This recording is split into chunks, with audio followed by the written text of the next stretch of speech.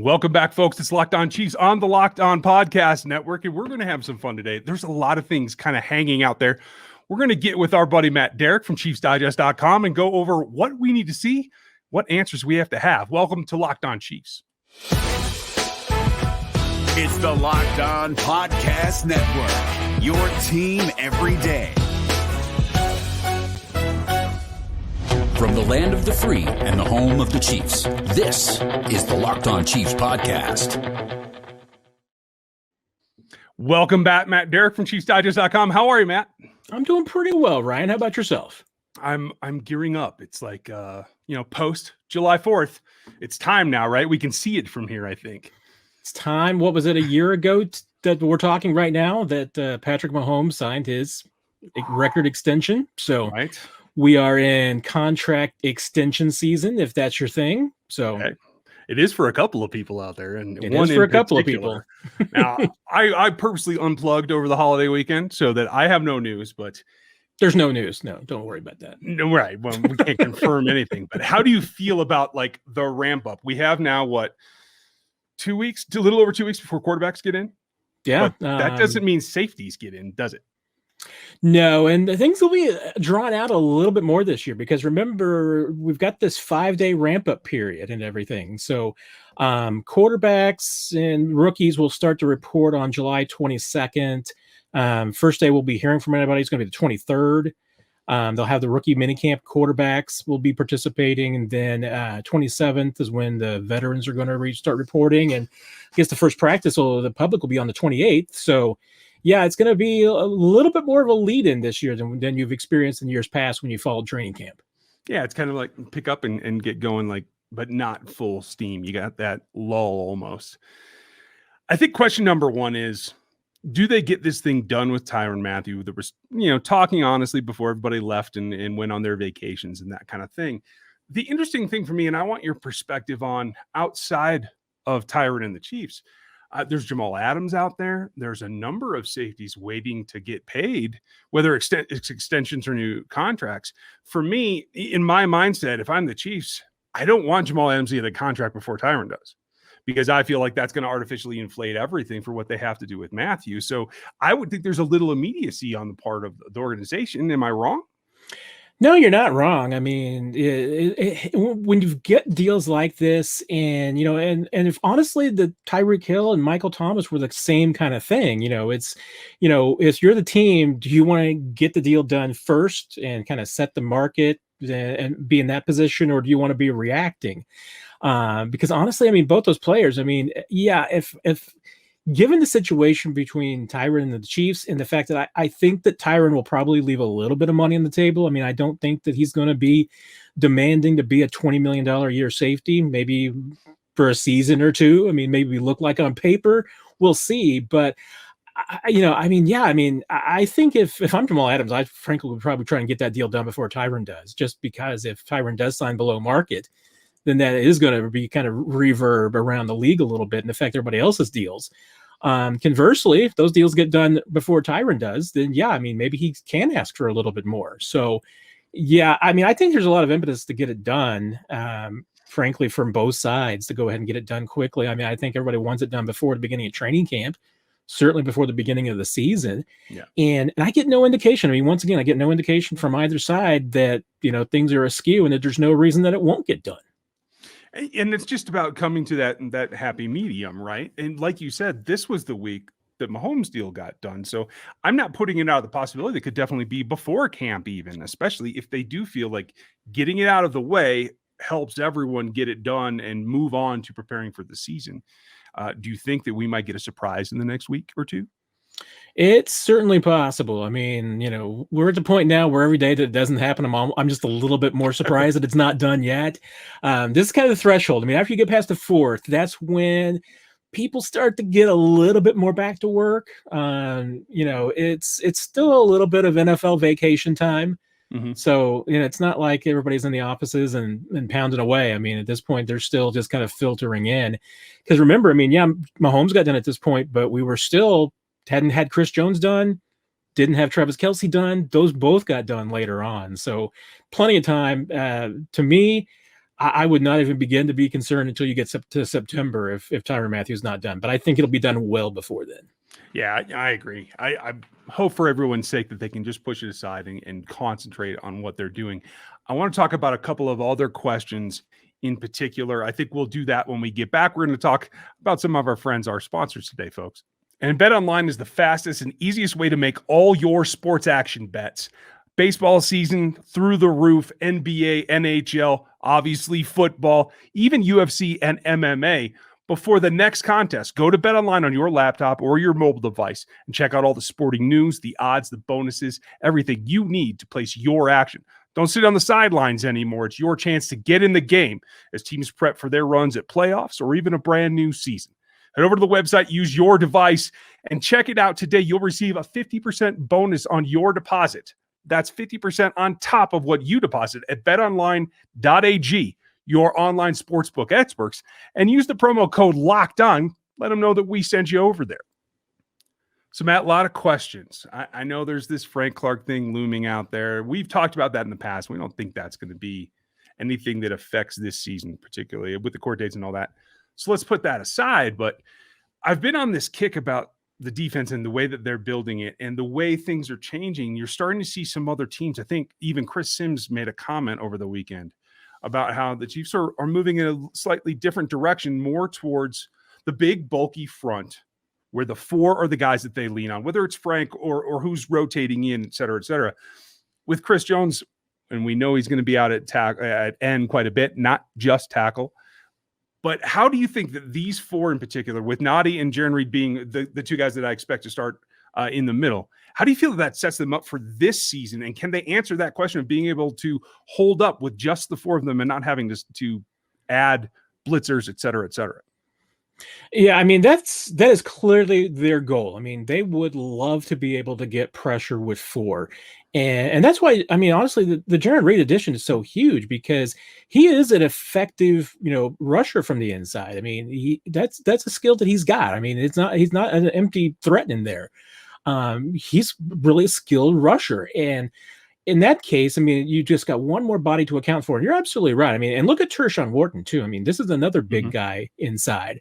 And even going back, I mean, even though Colin Saunders hasn't emerged yet, that's another big body. I mean, this has been a few years now that the Chiefs have been looking for mountainous kind of players to be able to put in there to the point where, I mean, Derrick Notty's almost a little guy, and Derrick Notty is not a little guy, especially if you look at those legs. But yeah, I mean, they've so clearly have been in a push, realizing that they need to be able to get a little bit more support on the inside and be a little bit stronger, because it's not only just been, as a pass rush. I mean, that's been the weakness of the run defense too. It's been a point that teams have been able to exploit. You get up the middle, and then once you get through a hole, make one guy miss, and you're able to rack off 6 yards, 20 yards, whatever it may be. I mean, that's where the Chiefs have been gashed. And now they're trying to, and I think the Chris Jones issue too, part of it is, if you're going to pay a guy like Chris Jones that kind of money, you need him to go after the quarterback. And where can he best do that? I think that's what the Chiefs are really asking themselves is, Chris Jones, we're paying him to get after the quarterback. Where can we put him? That means he's going to be outside a lot. I mean, he's going to rush from the inside. I think you're going to see him inside at times too. But that's where you're going to see him a lot, because when you're putting the money there, that's what you got to do. And if you're paying a guy almost $20 million or $20 million like Chris Jones is making, then you're going to have to pay guys cheaper on the inside. And honestly, at this point in the NFL, you know what? Bulk is kind of an affordable niche. And because Jaron Reed, I mean, for $5 million is actually a pretty good bargain. And so, yeah, I mean, I think that's a little bit of what the Chiefs are looking for, is that, they want to be beefier on the inside. They also need to take, advantage of maybe the market realities of what's affordable. And honestly, you got Chris Jones. Now it becomes more affordable to put that money, and save a little bit of money by buying what's cheap on the inside. And, guys like Jaron Reed, Derrick Notty, those guys are affordable. And it's like the investments anywhere. If it's a position that isn't as lauded, that isn't as expensive, go ahead and get the best that you can get up at the top of what that position offers and make the most of it. For me, the only question comes back to, when you get into teams, and not to harp on the Super Bowl, but teams like Tampa Bay, where the quarterback is so aware of the pass rush that 2.2 seconds is about all you're going to get. I only am concerned about with Chris being out at end. If you don't get that push up the middle, if you don't have effective pass rush from the tackles, it makes it very hard to pressure guys that are getting the ball that release that quickly. Yeah, it does. I mean, and that's why, I mean, the thing about the Chiefs, especially when you've got Steve Spagnuolo as your defensive coordinator, is that, hey, just going 4 is not going to always be his style. I mean, he is going to blitz, but he's going to be a little bit unpredictable about it. I mean, and that's why I think that, the Chiefs have gone about trying to build a defense that Steve Spagnuolo likes. And, you look at what he's been effective with in his past. Well, you get a couple of bookend defensive ends that can handle your pass rush. You get somebody like a Tyrann Mathieu, that can kind of play everywhere, give you a little bit of blitzing, do, things a little bit differently. You try and build some sure tacklers at the linebacker position. And then honestly, you kind of fill in at cornerback. I mean, in his career, Steve Spagnuolo has never been a guy that's been running with shutdown corners. I mean, he's always kind of built from the inside out. And that's what the Chiefs are kind of doing now. I mean, they're building from the inside out, and they're hoping that strategy is going to work. And I've got no reason to believe it hasn't, because it has worked for them in the past few years. Yeah. The question is it going to bite them at some point? And, at this point, I mean, if you're going to bet against that, I would not bet against that happening with Steve Spagnuolo, because he just seems to be a guy that makes it work. Yeah. The next question comes to me then, when you're looking at rotation at the end spot, like you said, Chris is a huge man. Frank Clark is smaller. 260, rumors under 255 at this point. So is Mike Dana. So is Taco Charlton. Like, I think you can see pushing Turk Wharton out to the outside some to get a little bit more girth there. But at the end of the day, is this a shift also towards getting a little bit more speedy? Is Frank Clark his weight coming down? Is that an advantage to try to get, again, in those teams are trying to get the ball fast, being able to at least get a hand up in somebody's face? Yeah, and it's interesting you point that out too, because, I mean, honestly, Chris even looks a little bit, slimmer than he has been. And he's been continuing to slim down his entire career. I mean, there wasn't that long ago, it felt like we were talking about Chris Jones being a 310, 320 guy. And honestly, now, I mean, I think he's probably consistently in the 280s. And, and he's just been working on getting rid of that baby fat that he's had ever since he came into the league. And it's been a battle, but it is one that he's been winning. But you're right. I mean, to me, what the Chiefs, especially when you look at, bringing in, Kendo, as a rookie, I mean, he fits that kind of that same model. What the Chiefs are looking for is guys on the edge with speed and ability to bend around the edge.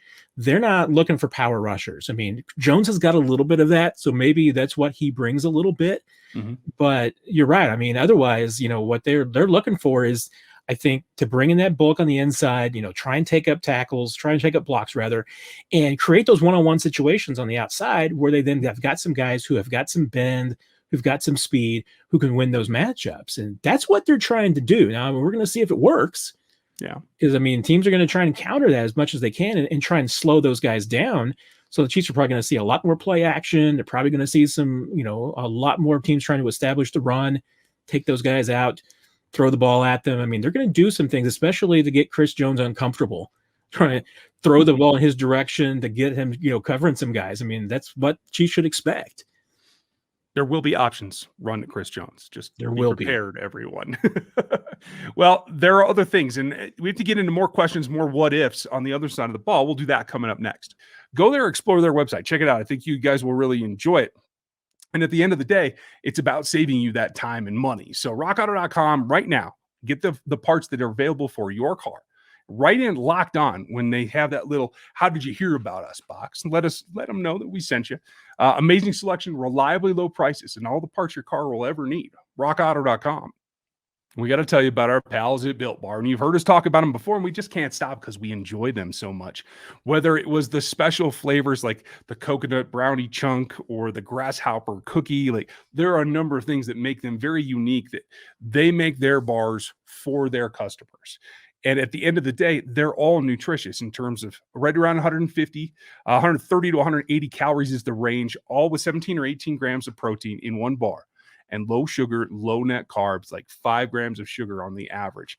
And it comes in handy when you're trying to fulfill your workout regimen, whatever diet plan you're on, whatever you're trying to do nutritionally. Built Bar can help you there. And at the end of the day, they taste great. And that's what it comes down to with all their flavors, whether it's the coconut chunk brownie, whether they're standard flavors like salted caramel, cookies and cream, and German chocolate. Mint brownie is one of my favorites. There's a lot out there. I think you'll find something that you can enjoy today. Go to built.com and use the promo code LOCKED15. You'll get 15% off of your next order. Use that promo code LOCKED15 to get 15% off of your next order at built.com. What ifs? That's my term of the day, because we've talked ad nauseum about the battles along the offensive line, who could become the second wide receiver, the fourth wide receiver, whatever it's going to be. My thoughts start drifting now as we approach camp. What's the alternative? Say, from your opinion, you got to see OTAs. You've seen these guys moving around. If we don't see any change from, say, Demarcus Robinson, Byron Pringle, if we don't see any surge to go take that other starting spot to be with Hill and Hardman, what do they do? Do you think that they're looking for a veteran? Do you think that they're just going to double down and invest in the young talent that they have on the roster? How do they proceed if something doesn't stand out right away? Yeah, that's a really interesting question, because I feel like that the Chiefs at the wide receiver position are really just kind of betting on everybody being who they are. And hey, they would love to see McCole Hardman take a jump. Don't get me wrong. I mean, they would love to be able to see him turning into an 800-yard, 1,000-yard type receiver. But at the same time, I mean, they're kind of banking on the fact that Demarcus Robinson is going to continue to be who he is, and maybe some other guys like Byron Pringle taking a jump. If they don't, what are the options there? I mean, it's interesting because, I mean, most of the guys that I think looked promising in OTAs, some of them are going to be names that you haven't heard much about. I mean, Antonio Callaway is certainly one of those guys that could take advantage and jump up and provide some help. We talked about Reese Fountain, really, really impressed me, but this is a guy who's, once again, a journeyman who's been around the league, 2-3 years and hasn't found the spot yet. So is that you're just betting on the fact that it's finally clicking for one of these guys. We're hearing about the reports about N'Keal Harry maybe being a guy that's available, for a 6th round conditional pick kind of thing. Maybe I'm making, because at 6'4", 225, I mean, it's exactly the model and the frame that the Chiefs are missing. Mm-hmm. But then again, once again, a guy who hasn't figured out how to make it click yet. So, the one thing that the Chiefs have that's a glaring need really at receiver, and I even use glaring in kind of quotation marks, because, hey, having a 6'4" guy that can be a big target, with a wide catch radius, which was the benefit of Sammy Watkins because he just had a really big catch radius. That's the one thing that this group needs. But are they deficient? I mean, is this the 15th best receiver group in the league because they don't have a 6'3" guy who can go out and make, catch some passes on the outside? No. I mean, they've got a lot of other weapons. I mean, and maybe that guy's Noah Gray. I mean, maybe the reality is that, you get enough of that big target ability. Maybe you get, from Noah Gray and Travis Kelce, maybe you get a little bit more physicality out of Demarcus Robinson and Byron Pringle. If you do that, then maybe you're fine with what you have. But you're right. If that doesn't manifest for some reason, I mean, if someone regresses or doesn't take that jump, what's the solution? I think that, once again, I think the Chiefs are probably going to have to just bet on some of these young guys stepping forward. Yeah. And that would include Cornell Powell, right? It would. Another player that hopefully can survive contact in the NFL as well as he did in college, right? Because I agree with you that the physicality part of it from the wide receiver spot is something that I don't think we've seen really. I won't say they don't have it. We haven't seen it displayed like Sammy Watkins is able to do because he's comfortable playing with that physical part of his game. So that's taking what I think is Pringle and Robinson in particular and asking them to grow outside of what they've been doing. I just don't know if they can pull that off. Maybe Powell can. Yeah, and it's odd to throw this name in there, but anybody who's listened to me coming on podcasts for a long time knows that I always said Albert Wilson was one of the most underrated guys because even at his size, he was physical. Mm-hmm. He was the kind of guy who could go out there and run a rub route to disrupt a defender and get somebody free. Sammy Watkins was that guy. I mean, there was plenty of times you saw Sammy Watkins just screen a defender and take him out so that Tyreek Hill or Travis Kelce could make a play. Who is that receiver on this team right now? We haven't seen anybody do it on a consistent basis. And that's an underrated job on this team. I mean, because every once in a while, as much as everybody wants to get the ball, sometimes your job is just make sure that somebody else gets the ball. And that goes a long, long way towards moving the offense and waiting for your next option to come around when maybe you are the guy that is the design of the play. That brings me to how you take year 2 for Clyde Edwards-Helaire and how do you expand upon it? I see a lot of the fantasy experts, a lot of talking heads nationally are expecting him to regress for some reason. And I don't see it that way. I feel like he could be a spark plug, not only in the run game, of course, because they have a new, different line, but in the pass game as well. I'm kind of waiting for that part that from what we saw in college. Do you think that he and the crew behind him are apt to get more targets in this year's version of the offense? It certainly seems like that. From what we saw in OTAs and what I think we're going to see in training camp, I mean, I think we're seeing maybe a little bit more evolution of the Andy Reid passing game when it comes to the running backs. Because I'll tell you what, I mean, this is almost heretical to say, but I think we might almost be seeing the demise of the screen game from Andy Reid. If for no other reason than I think that's something that defenses know is there, because it has become much less effective, I think, over the last couple of years. And now, has that been because of the play calling? Has it been because of the offensive line? Has it been because of the running back? I don't know. But I just get and this is just a gut feeling from, a little bit of things that I've seen so far, what I've kind of heard so far. I think the Chiefs are going to throw the ball to running backs, but I just don't know if it's going to be as much as in the screen game as it has been in the past. Because I think that has gotten a little bit predictable that defenses are keying on. And that doesn't mean that Clyde Edwards-Helaire and especially Jerick McKinnon, I mean, he could be a real weapon out of the backfield. And as a result, I mean, I think there's tons of potential there to get the football to those guys. And I think you're right. I mean, I don't see a regression from Clyde Edwards-Helaire at all. If he's healthy, I mean, I think that it's only going to build because I think the Chiefs want to make him a bigger part of the offense. Well, I say hallelujah because I'm waiting for those arrow routes. I'm waiting for the things that did in college so well that didn't really materialize in 2020. So maybe they can make that happen. Matt, thanks for all of your time today. We appreciate you filling us in. Always great talking to you, Ryan. Take care. Folks, ChiefsDigest.com. Make sure you go check him out. Make sure you check us out as well. You can watch on YouTube if you'd like to see us from time to time. Make sure you sub over there. Thank you for your time today, and we'll talk to you next time.